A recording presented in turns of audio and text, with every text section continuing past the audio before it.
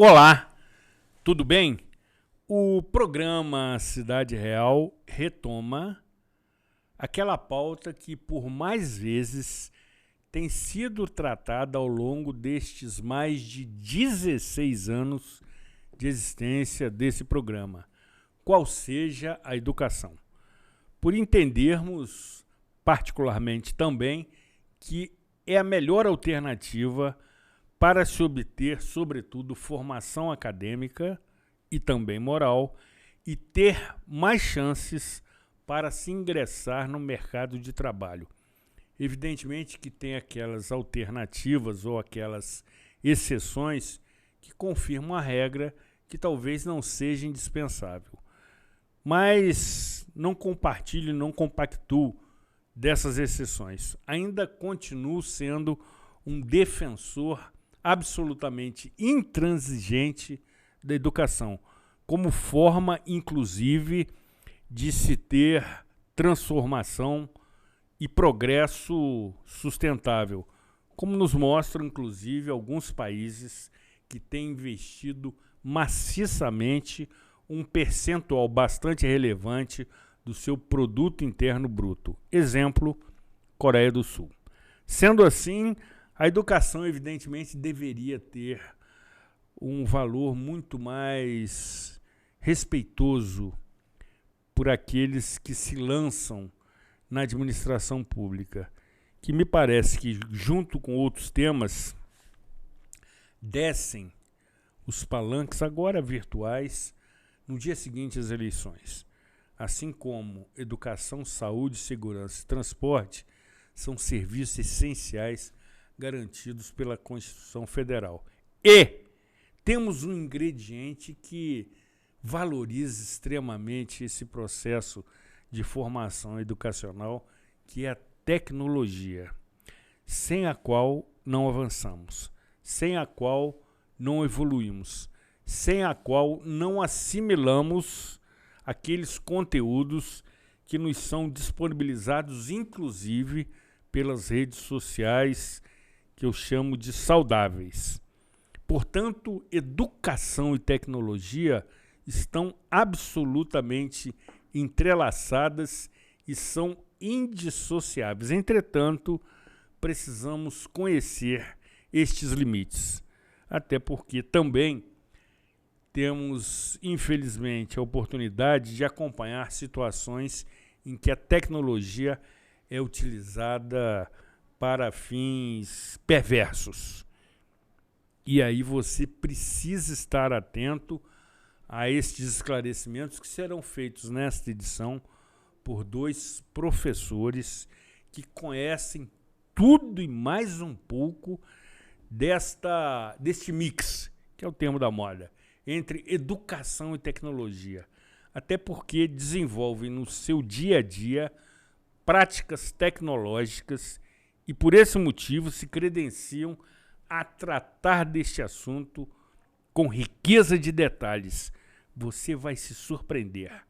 Aqui, Zuri Maurer, na edição de número, atenção, 871 do programa Cidade Real, neste dia 2 de dezembro de 2024.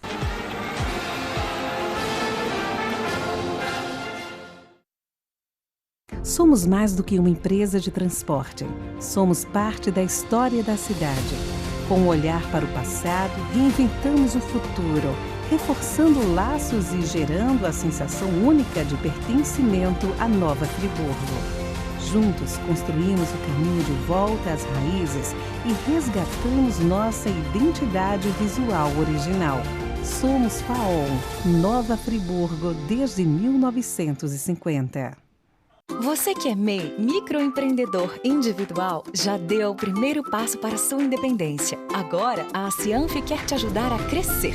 Aqui você tem o nosso apoio desde a abertura e em todas as etapas. São muitos serviços disponíveis para você. Emissão de boleto DAS, emissão de nota fiscal, desconto em plano de saúde, consultoria jurídica e contábil e muitos outros. Procure a Cianf e saiba mais. A Cianf, a casa do MEI.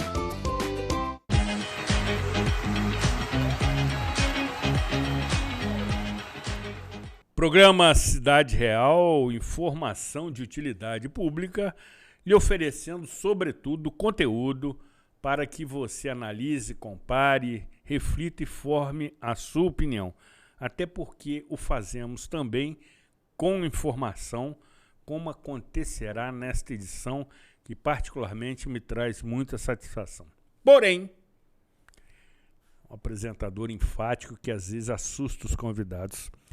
Quero, com muita honra, muita satisfação e muita alegria, ressaltar o título da Copa Libertadores da América, conquistada pelo Botafogo de Futebol e Regatas, no qual tenho centenas de amigos alvinegros que estão extremamente felizes e compartilho desta emissão. Devo confessar que no dia do jogo vibrei e me emocionei tanto quanto na conquista do meu comprometido tricolor no ano passado. Realmente, os alvinegros têm que comemorar, têm que, sobretudo, enaltecer esta conquista épica, até porque, salvo o melhor juízo, o Botafogo entrou com um jogador a menos naquele jogo, uma vez que um dos seus atletas foi expulso com menos de 1 minuto. Então, minha saudação fervorosa e especial aos alvinegros que devem vibrar, devem confraternizar, e tenho certeza que isso acontecerá em dose dupla, porque também o título do Campeonato Brasileiro está muito bem, vamos dizer assim, tratado, através do seu brilhante treinador, Arthur Jorge, que é um mestre nas táticas do futebol. Então, este título também do campeão brasileiro está muito bem encaminhado pelo Botafogo de Futebol e Regatas. Parabéns, conquista merecida. Sendo assim, queremos anunciar a presença de 2 ilustres professores, o que para mim é motivo de muita honra, tenho muita admiração e respeito pela categoria. Inicialmente, destacamos a presença do professor Marcelo Verli de Lemos, professor universitário que tem um currículo extremamente extenso e evidentemente valoroso, pelo atendimento do nosso convite, pela deferência com a produção do programa Cidade Real e pela sua presença aqui para tratarmos desta pauta. Zuri, seu convite, aproveitando o jargão futebolístico, não é um convite, é uma convocação. Boa! Te agradeço muito por essa oportunidade e tenho certeza que vamos falar sobre temas muito importantes, ao mesmo tempo que eu cumprimento nossos amigos e amigas que nos acompanham. Certamente. Também queremos saudar, agradecer e registrar a ilustre presença da professora Alessandra Jacu, que conhece muito também da matéria, inclusive tendo sido a responsável pela implantação da tecnologia de informática na rede municipal de educação. É uma grande satisfação, um privilégio também tê-la conosco. Seja muito bem-vinda. Eu que agradeço pelo convite, Zuri. Um prazer estar novamente, discutindo esse assunto com você. Ótimo. Professor, é possível se ter uma educação de qualidade sem tecnologia? Ou seja, são elementos absolutamente indispensáveis e indissociáveis, conforme eu disse na abertura, do processo de formação profissional em qualquer carreira profissional? Zuri, eu diria que a insubstituibilidade muito bom é do professor. É sensacional. Impossível você realizar um processo educacional de ensino-aprendizagem à altura dos desafios que se apresentam sem a presença do professor, da professora. Agora, naturalmente, com todas as ferramentas que nós temos hoje à disposição e que vão se transformando ao longo do tempo, então essa capacidade de também se adaptar é uma característica muito importante, a gente precisa também compreender a importância desses mecanismos, dessas ferramentas, dessas tecnologias. Eu poderia listar aqui inúmeros professores de excelência que tive ao longo do tempo, mas não posso deixar de falar que a primeira ferramenta tecnológica que dominei foi uma máquina de datilografia mecânica. Sensacional. Que eu só aprendi por intermédio de uma professora querida, tia Eliane, do Instituto Pátria e Cultura. E ao longo dessas décadas, até chegarmos hoje no advento da inteligência artificial, tive inúmeros outros professores e professoras, tanto presenciais quanto também em ambientes virtuais, que foram sinalizando novas possibilidades, novas demandas. Então eu diria que a insubstituibilidade é do professor, mas que é muito importante você também conhecer as ferramentas, conhecer as tecnologias, reconhecer o espírito do tempo, e a gente vive um tempo de muitas transformações, e a gente desenvolveu o que se fala hoje do lifelong learning, que é o aprendizado a vida toda. Você está sempre predisposto ao aprendizado contínuo, e sempre vai precisar de um professor, de uma professora que nos auxilie nessa caminhada. Agora, professor, ainda assim, o advento, que é um termo ótimo também, tem alguns termos que eu uso aqui nas gravações que eu treino no final de semana. Advento é um tema lindo, né? Exatamente. Dessas tecnologias, a relevância do professor, evidentemente não me referindo ao exercício profissional, ela não tem sido, de certa maneira, reduzida, porque o aluno ele consegue desenvolver o aprendizado via muitas ferramentas de tecnologia. Se tiver interesse em estudar, em aprender, o tio Google está aí à disposição para quem quiser se aprofundar em qualquer assunto. Isso tem limitado a relevância do professor no processo de formação, e quero acrescentar o seguinte aspecto, no que se refere à educação à distância, também conhecido por EAD, que evidentemente são programas que são desenvolvidos pelas instituições de ensino para que o aluno sequer compareça à sala de aula, que para mim é solo sagrado. Sala de aula para mim é solo sagrado. A tecnologia não interfere nessa relevância, nessa importância? Pergunta importantíssima. Eu diria que o papel do professor, da professora, tem mudado ao longo do tempo.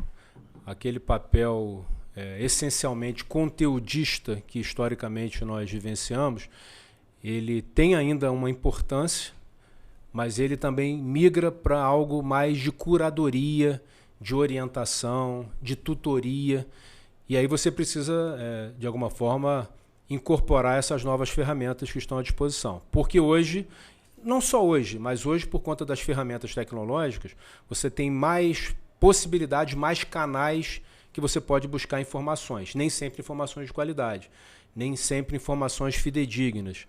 E aí o papel de um orientador, o papel de um professor, o papel de um tutor, ele é muito importante. Eu diria que, como falei anteriormente, insubstituível.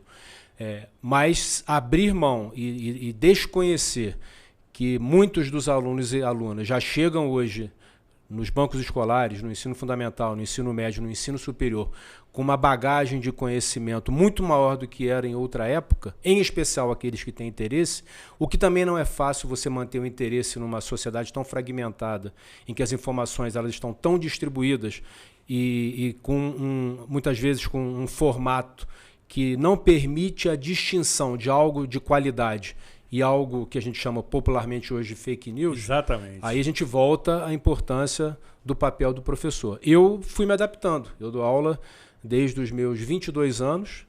Em 1993 do século passado, eu ingressei pela primeira vez numa sala de aula como professor auxiliar, carregando a pastinha do professor Jair Fernandes do Nascimento, que também era o diretor de recursos humanos da Ferragem Zaga, a quem eu sou eternamente grato, nos deixou recentemente.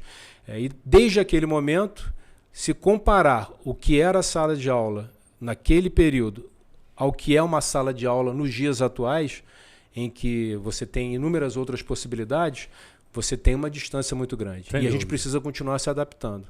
Então eu acho muito importante o papel do professor, mas não somente aquele papel do conteudismo, mas o papel também da tutoria, da orientação, da validação, e isso comunica até, a gente vai falar mais à frente, com a inteligência artificial que está disponível hoje. Nem tudo que a inteligência artificial responde, você pode tomar como verdade. Você precisa ter um conhecimento prévio acumulado para você poder fazer as validações, para você poder fazer as confirmações. Agora, desconhecer esse admirável mundo novo e que a gente teve uma aceleração brutal da pandemia para cá no que se refere à transformação digital, é você abrir mão de ferramentas também que são muito importantes. Sem dúvida. Professora, e no que se refere aos alunos? Como disse na abertura, você foi a responsável pela implantação da tecnologia de informação na rede municipal de ensino. Já tivemos a oportunidade de conversar sobre isso num programa de rádio que eu apresentava na Conselheira FM. Falamos sobre, vamos dizer assim, a atuação do professor nesse processo. E os alunos, eles assimilam cada vez com menos idade as novas tecnologias, o sistema educacional brasileiro privilegia a implantação de tecnologia já nos primeiros anos, ou isso acontece a partir de determinadas idades? Como o aluno, quer seja criança ou adolescente, reage ao uso da tecnologia para a sua formação, para aprender conteúdo, para se adaptar ao novo aprendizado? Então, Zuri, eu recentemente estive em sala de aula novamente. Que e legal. Acho que eu pude até avaliar isso de uma forma bem diferente, né? Realmente o ensino, a educação hoje, ela está precisando, como o Marcelo estava falando, ela precisa acelerar. Não só em relação ao uso da tecnologia, mas nessa questão do profissional usar a tecnologia, né? Porque não adianta a gente ter o equipamento e não ter o uso. Os alunos hoje, eles ficam, vamos colocar, né, parte do dia deles, eles estão no celular, só que não estão de forma educacional. A gente sabe que eles estão ali usando para mídias sociais, eles estão usando para interação, mas para conteúdo, muitas vezes é pouco usado, né? Eles são desviados a atenção para um outro momento. Exatamente. Por isso que, né, a fala do Marcelo aqui agora faz muito sentido também, né? E é uma coisa que eu também falo muito, sobre nós, a nossa função de professor, direcionar ao nosso aluno o uso dessa tecnologia de forma correta. O governo federal, ele apoia, né, o uso da tecnologia desde o primeiro ano, né, para frente. O pré-escolar até teve uma experiência, mas eles deixam ainda ali aquela parte do controle motor, né? Então, do primeiro ano para frente, a tecnologia nas escolas ela já é utilizada. Quando tem, né? Exato. E, assim, eu vejo que a gente necessita realmente desse controle. Não só, eu falo como profissional e falo agora como mãe também, tá? Não só como profissional, para que a gente eduque esses alunos a utilizarem a tecnologia de forma a acrescentar para a vida profissional dele, a vida educacional. Se a gente parar para pensar hoje, qual profissão ainda não usa tecnologia? Né? Por que nós da educação não vamos usar? Né? Temos que pensar nisso. Sem a gente está aqui, ó, cercado de tecnologia. Sem dúvida, perfeito. Né? Nós vamos ao mercado cercado de tecnologia. Perfeito. A gente precisa educar, porque a gente não está educando o aluno, o cidadão, digamos assim, apenas para o conhecimento. A gente está educando ele para a vida. Então, a gente precisa educar ele para que ele saia de um ensino, seja ele fundamental, ou seja o médio, ou até mesmo universitário. Eu também sou, né, tutora de universidade, EAD, né? E a gente sabe essa diferença do professor de sala de aula, do tutor EAD, e, ao mesmo tempo, por que isso ainda é diferente? A gente precisa repensar, né? A gente precisa realmente, como o Marcelo falou, ter uma visão diferenciada. O professor hoje ele não é só conteudista. Ele é uma pessoa, um formador ali, que ele tem que mostrar como utilizar a ferramenta. A gente pega aí, você falou do Google, né? Poxa, mas o aluno chega, ele já tem a informação do Google. Exatamente. Essa informação está correta? E por vezes até questiona também o professor. Exato. Mas essa informação está correta? Aonde está a informação correta? Qual a fonte? Né? E aí a gente ensina para o aluno que o Google tem muitas informações, mas a informação acadêmica está no Google Acadêmico. É outra coisa. Perfeito. Né? Então, assim, essa é a nossa função, a gente mostrar para o aluno qual é o conhecimento real, verídico, para que a gente possa realmente fazer um trabalho correto, né? Dar uma informação correta, como a gente acreditava antigamente dos livros escolares, que era a nossa fonte. Hoje Sem a gente dúvida. tem o Google. Eu amo cheiro de livro, tá? Apesar de ser Eu super tam- tecnológica, Aqui. né? Eu também. Mas, assim, a gente sabe que hoje a gente não pode dispensar o uso da tecnologia na educação de forma nenhuma. Sem dúvida que Inclusive não. o livro em PDF. Exatamente. Microfone. Inclusive o livro em PDF. né? Exatamente. Hoje nós temos acesso a muitas obras que em outras épocas a gente não conseguia porque precisava se deslocar. Eu lembro quando eu fiz a minha dissertação de mestrado, entre 97 e 98, eu precisei passar alguns dias no Rio de Janeiro, na Biblioteca Nacional e na Biblioteca da COPEAD, da UFRJ, para conseguir obter todos os artigos e livros necessários à estruturação do meu trabalho. Hoje, você consegue fazer isso no clique de um mouse, Remotamente. desde que você saiba direcionar a pesquisa para fontes que realmente sejam qualitativas, fontes que te deem uma base. Agora, professora, quais são os limites da tecnologia? Tem. Tem. Sobretudo, o que me preocupa bastante no início do processo de aprendizagem. Porque se o aluno ele é mal orientado, mal tutoriado, ele adquire vícios que depois ele não consegue se desligar, se distanciar desses vícios. Quais são esses limites da tecnologia para não subverter, digamos assim, o ciclo da aprendizagem? Eu falo que, na verdade, a gente já tem que começar a ter um limite dentro de casa, né? Porque os bebês não deveriam estar usando o celular. E se me permite, já saem da maternidade com chip. Mais ou menos assim, né? Meu filho é meu professor nessa área. A gente vê muito isso hoje, né? Exatamente. Os pais, às vezes... Assim, eu sou mãe também, eu não vou dizer que eu não errei durante a criação dos meus filhos, que, claro, todo mundo erra. Mas, assim, eu vejo que hoje está muito, muito forte essa questão de entregar um celular para um bebê dentro de um carrinho. Eu acho que isso já é um exagero, né? Eu vou entregar o celular, ele vai se distrair e eu fico mais tranquila, e não é por aí. Porque a gente já está dando um pouquinho para aquela criança do gosto. E aquilo ali, vamos colocar de uma certa forma, não levando para o lado realmente do vício, mas é um vício. A criança começa, Sem dúvida. Eu quero o celular, e chora. Cria uma dependência. Exatamente, né? Aí, antigamente, na nossa época, a criança chorava, você apanhava a criança no colo, ninava, Hoje você dá o celular, dava chupetinha, uma mamadeirazinha. Hoje é celular. Isso aí. Como forma de negociar Né? o seu sossego. Então, a gente tem que ter esse limite, sim. E dentro da educação, de uma forma correta, existe também o limite, né?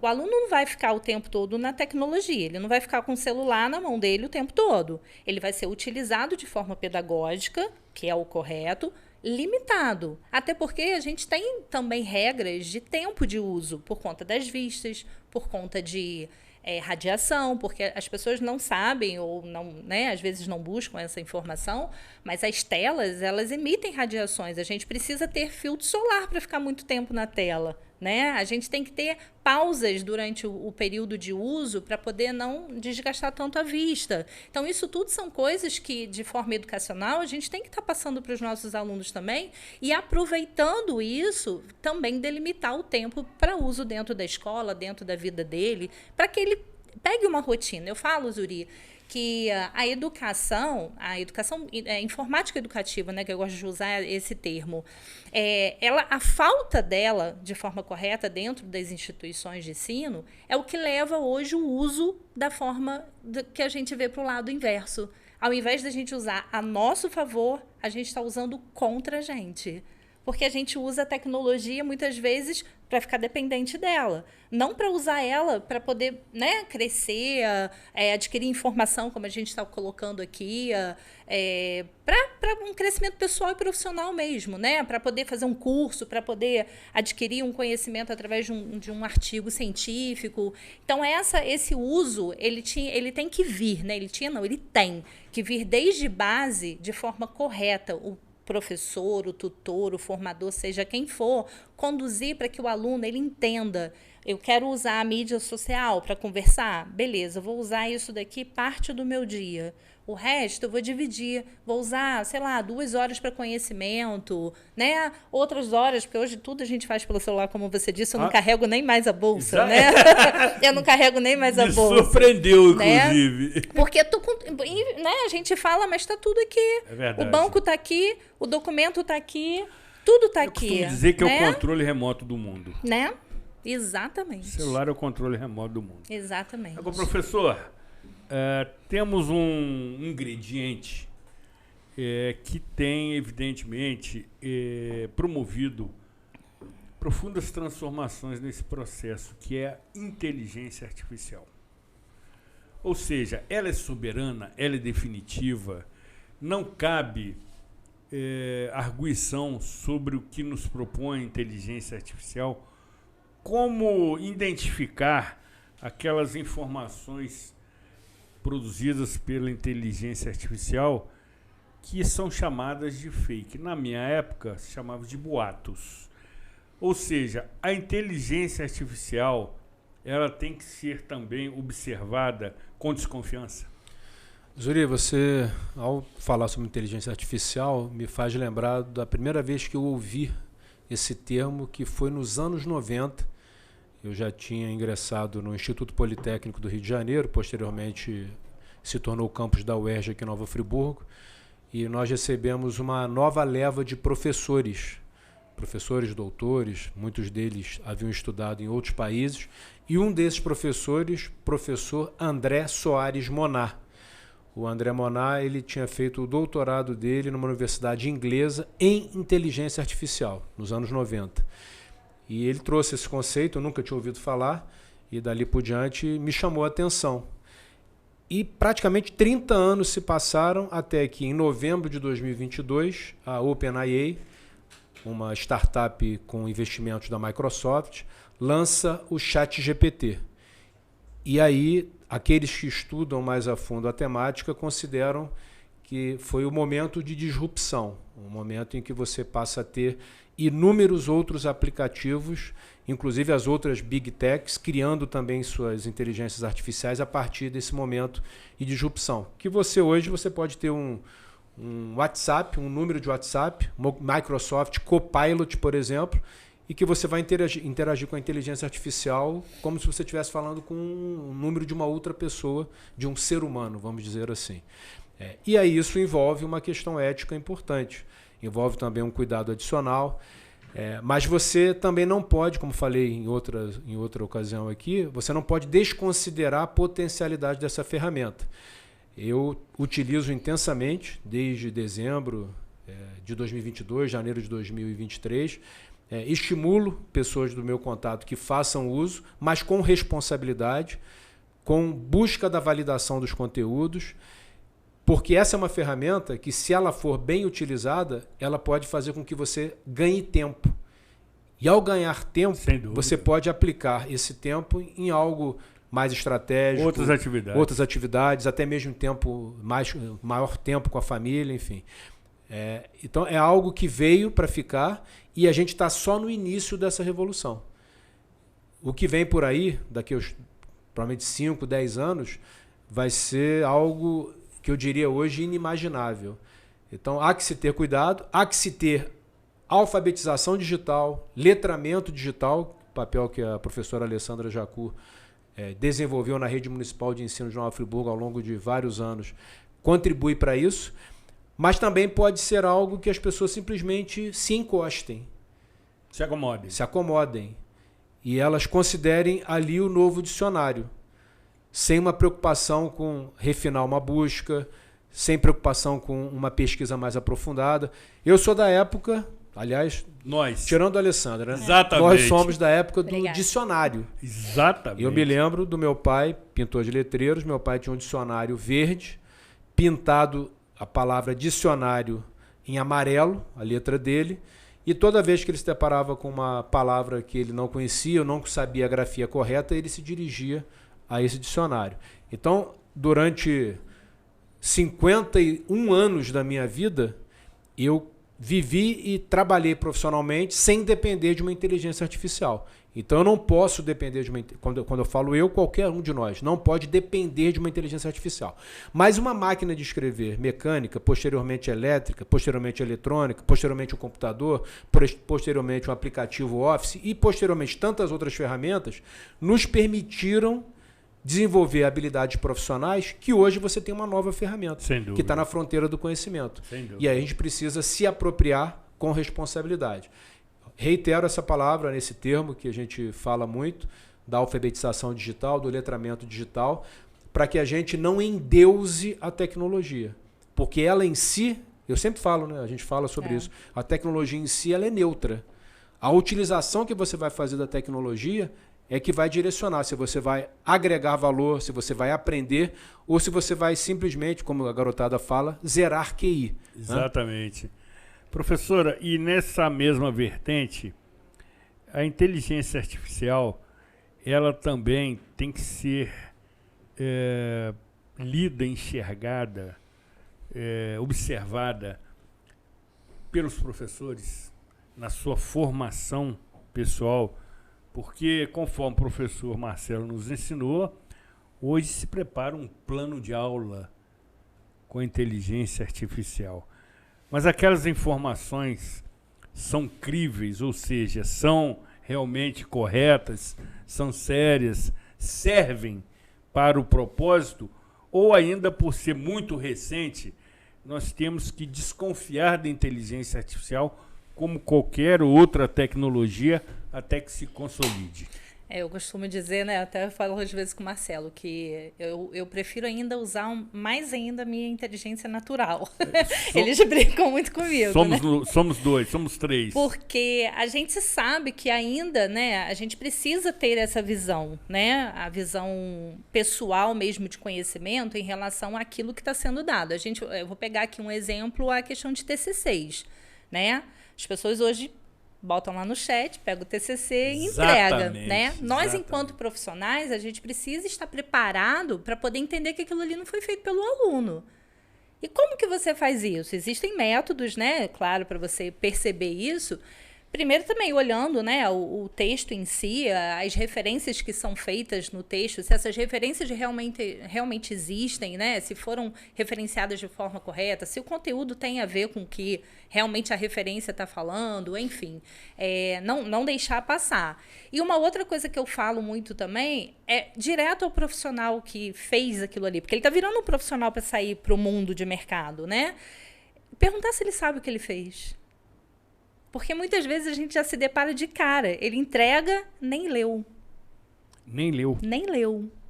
Então, isso é preocupante, né? Que profissional é esse? Então, a gente, né, na nossa função de professor, a gente tem que mostrar para ele que lá fora é diferente. Ele vai usar isso a seu favor, como a gente estava falando, mas ele pode usar isso contra ele mesmo. Porque a partir do momento que uma pessoa entrega um plano de aula, um trabalho de conclusão de curso, e que a pessoa simplesmente usou aquele, né, o aplicativo, o software, para se favorecer e não ter, né, nem o trabalho de fazer, quem é esse profissional do futuro? Ele vai ter a mesma competição de um outro profissional que está ainda, né, usando do seu conhecimento, não só da inteligência artificial? Isso pesa um pouquinho na vida, né, do lado de fora. Sem dúvida.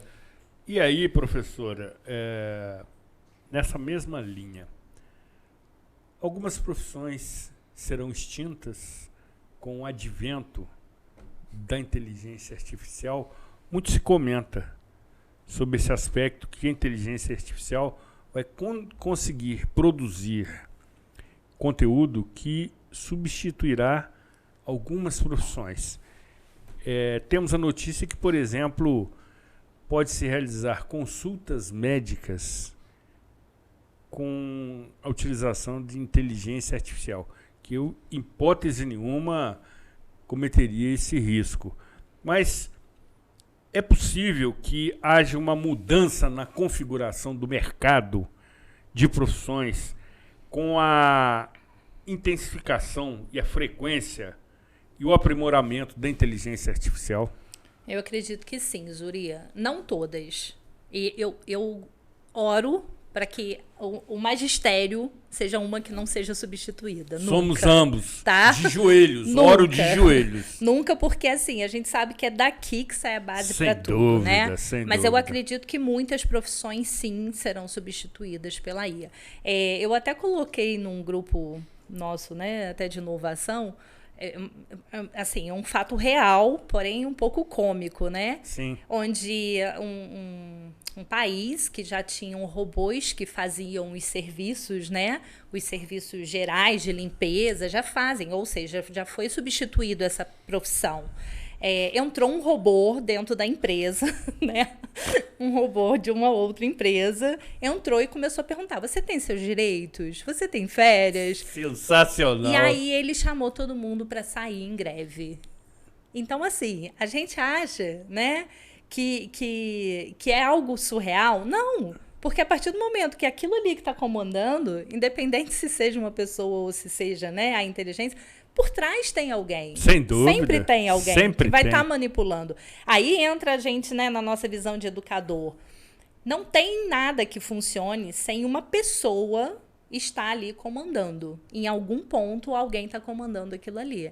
Então, a gente precisa estar trabalhando para que a gente possa ser quem comanda, né? Não ser comandado. A gente pode comandar algo, né? Sem então, acho dúvida. que essa seria a diferença. Mas existem, sim, profissões que eu acredito que em determinado momento vão estar substituídas aí pela IA. Acrescente, professor. Eu estou ouvindo vocês aqui, estou extasiado com o nível de conhecimento que a gente está debatendo. Produzindo, aqui. E aí eu fiquei exatamente. imaginando, eu estou aqui com um mapa mental com umas 10 a 12 opções. Estou avaliando aqui qual delas eu... Bom, primeiro, eu sou e sempre fui um crítico do modelo tradicional de avaliação educacional.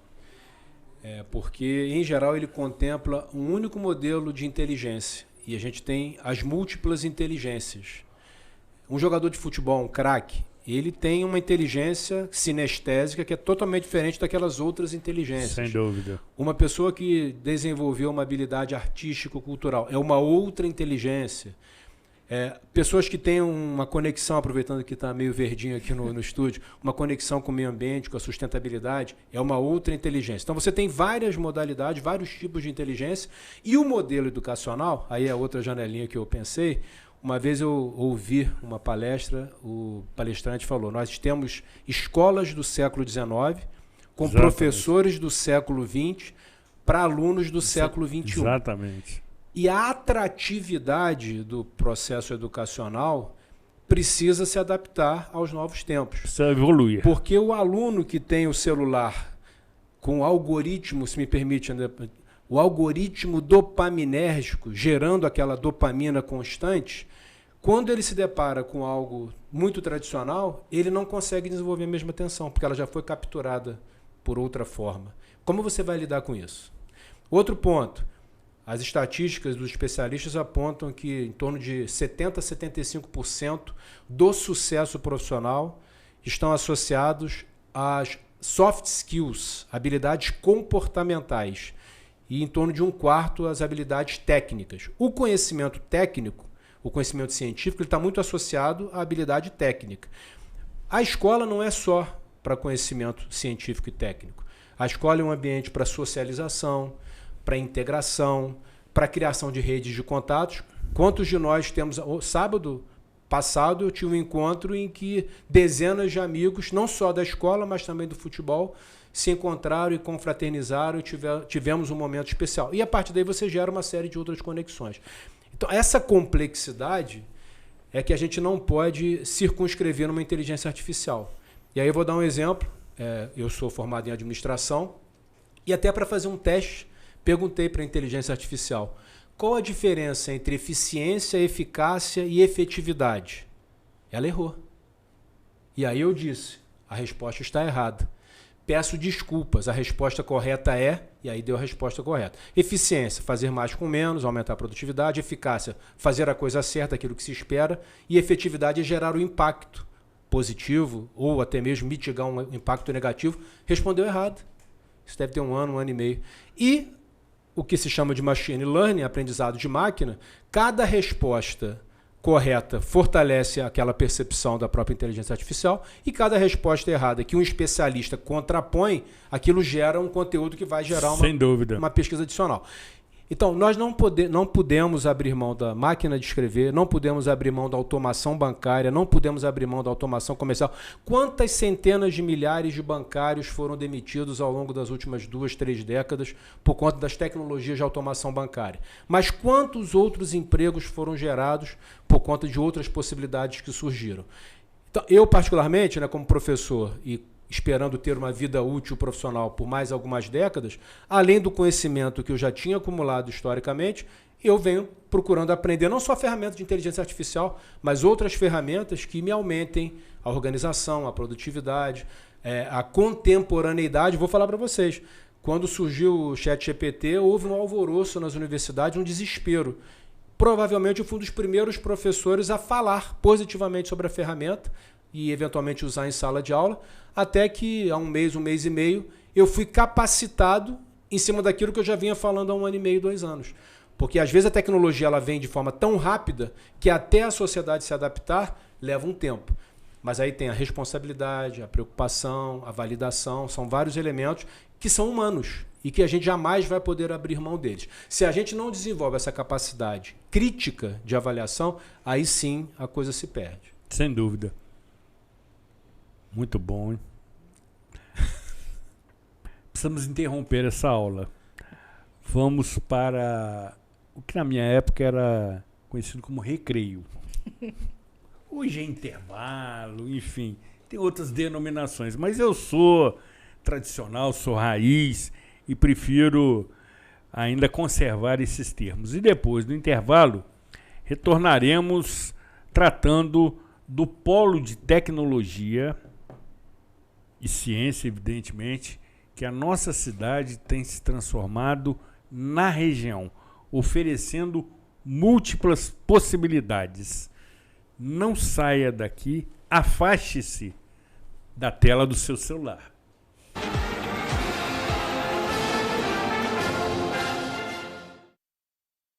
Somos mais do que uma empresa de transporte. Somos parte da história da cidade. Com um olhar para o passado, reinventamos o futuro, reforçando laços e gerando a sensação única de pertencimento à Nova Friburgo. Juntos, construímos o caminho de volta às raízes e resgatamos nossa identidade visual original. Somos FAOL, Nova Friburgo, desde 1950. Você que é MEI, microempreendedor individual, já deu o primeiro passo para a sua independência. Agora, a Cianf quer te ajudar a crescer. Aqui você tem o nosso apoio desde a abertura e em todas as etapas. São muitos serviços disponíveis para você. Emissão de boleto DAS, emissão de nota fiscal, desconto em plano de saúde, consultoria jurídica e contábil e muitos outros. Procure a Cianf e saiba mais. A Cianf, a casa do MEI.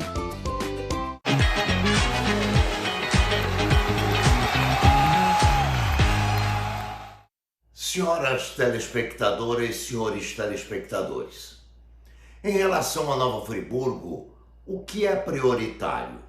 Festa natalina ou maternidade Mário Dutra de Castro? Na realidade, as duas precisam ser atendidas. E é aí que está todo o trabalho da política, aí é que está o trabalho do legislativo, aí é que está o trabalho do executivo. Muitas das verbas que existem são verbas que popularmente são conhecidas como verbas carimbadas. Então você, se está trabalhando com o turismo, você deverá aplicá-las em turismo. Se está trabalhando com cultura, deverá aplicá-las em cultura. Se estiver com uma verba da saúde, deverá aplicar em saúde. E é aí que está o grande desafio do administrador público. Ele precisa atender às duas demandas. A demanda turística, a demanda cultural e a demanda de saúde. Então, cabe ao governante observar as demandas. De um lado você tem o comércio varejista, a rede hoteleira, a rede de restaurantes, querendo uma festa natalina que atraia pessoas para Nova Friburgo, o que deveria redundar em mais impostos pagos à Prefeitura Municipal. Isso está ligado ao aspecto cultural, ao aspecto turístico e até às lembranças e configurações religiosas. Do outro lado, o Executivo não pode descurar, junto com a Secretaria de Saúde, das questões relativas à maternidade. O Ministério Público do Trabalho, segundo as redes sociais que a gente tem acesso na cidade de Nova Friburgo, elas dizem que apenas 3 elementos foram, de fato, atendidos. 3 exigências, melhor do que elementos, foram atingidos dentre 10 exigências. Então, olho vivo.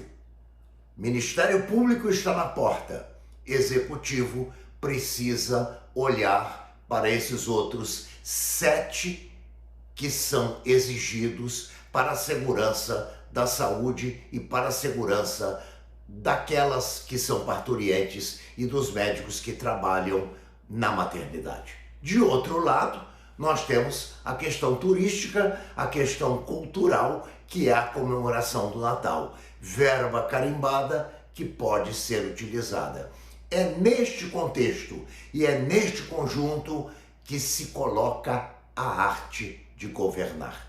Tenham todos boa sorte.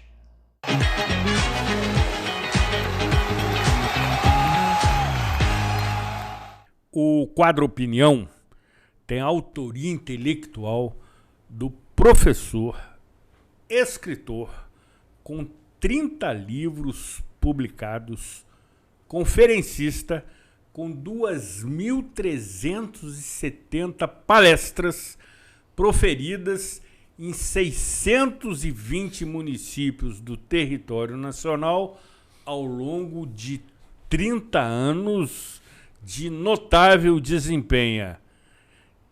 Doutor em Educação e meu eterno mestre, Hamilton Werneck, esperançoso tricolor, por óbvio, como também professor Marcelo Verli, que aqui semanalmente apresenta evidentemente o contraditório, que incomoda, mas é saudável e democrático.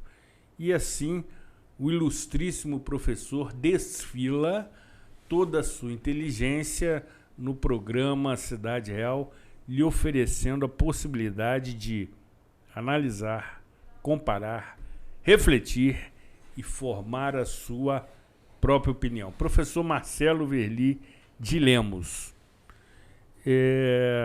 Antes de prosseguirmos, quero lhe fazer a seguinte indagação.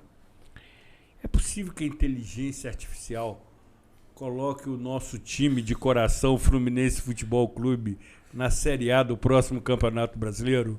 Todos os recursos serão necessários para que o caos não se instale nessa semana, hora iniciada. Quinta-feira teremos a partida contra o poderoso Cuiabá, exatamente, no Maracanã, e no domingo contra o Palmeiras, disputando possivelmente ainda o título brasileiro. Exatamente. E nós precisamos de pelo menos 4 pontos. Exatamente. 3 já ajudariam, exatamente. 4 seriam essenciais. Definitivos. Vou ter que fazer uns cálculos aí lá com o ChatGPT, unindo todas as variáveis para avaliar qual a probabilidade de permanecermos na Série A. Mas ao fim e ao cabo, daqui a uma semana, o nosso sofrimento termina ou se inicia. Pois é. E o Hamilton, como tricolor, também deve estar nessa torcida. Está, né? Desesperado. Meu grande professor também. Nosso. E aí, retomando aqui o Feito à Ordem, já nessa reta final do programa, Nova Friburgo realmente é um polo de ciência e tecnologia na região? Zuri, no finalzinho dos anos 80, início dos anos 90, havia um grupo de lideranças empresariais acadêmicas que sonhava com essa possibilidade de Nova Friburgo se tornar um polo de software, um polo de informática. Visitaram, inclusive, regiões do país, principalmente na região de Santa Catarina, vislumbraram de forma assim, muito expressiva essa possibilidade e, ao retornarem para Nova Friburgo, identificaram o básico. Nós não tínhamos formação na área.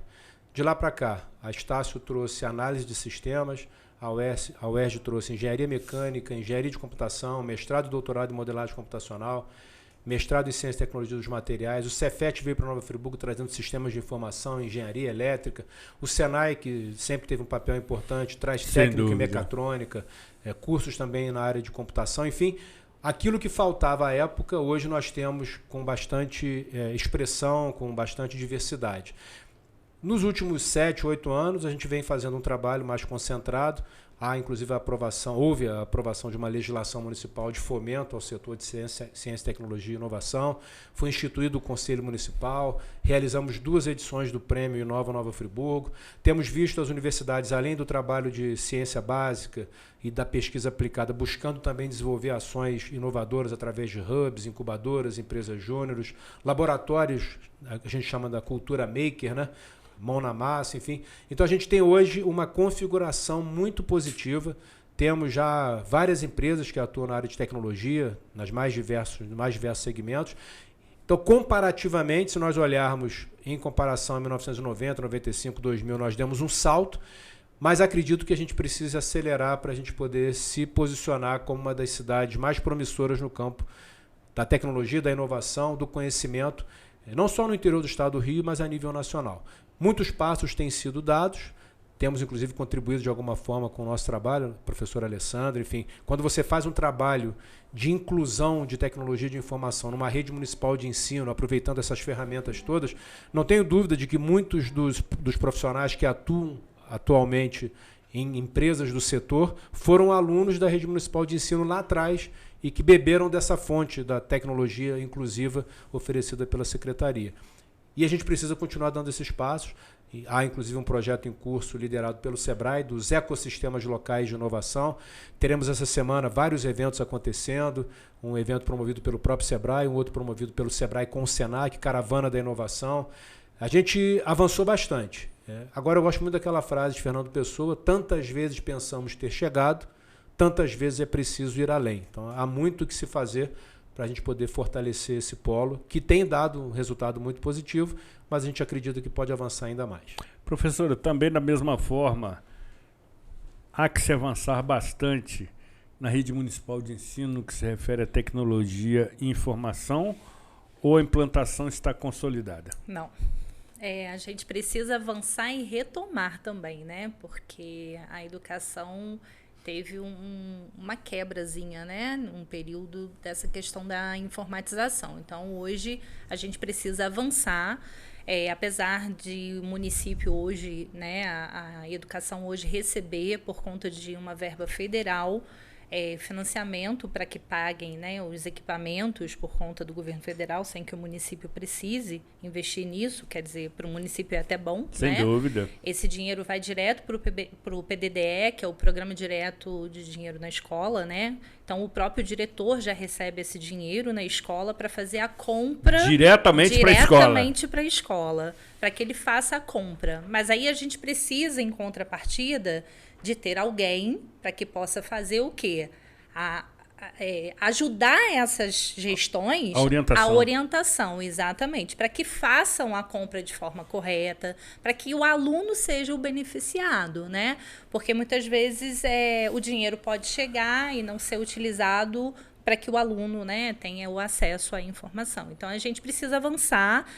A cidade tem um potencial, como o Marcelo colocou, enorme. Né? As universidades hoje daqui da cidade estão todas preparadas tecnologicamente, então os nossos alunos precisam sair preparados também para encarar essas universidades, né? Independente de ser estado, particular, eu costumo falar da educação até no todo, não só municipal, certamente. Mas a gente precisa levar isso, né, de informação. Eu falo que eu tenho 2 filhas, né? Uma nasceu na era da implantação, né? Onde a tecnologia estava vindo e tal. E a outra já nasceu dentro tudo já pronto, como diz assim, né? Porém, uma teve na rede privada a oportunidade, mas não teve o acesso. E a outra está na rede pública, tendo o acesso e a oportunidade de aprender a tecnologia.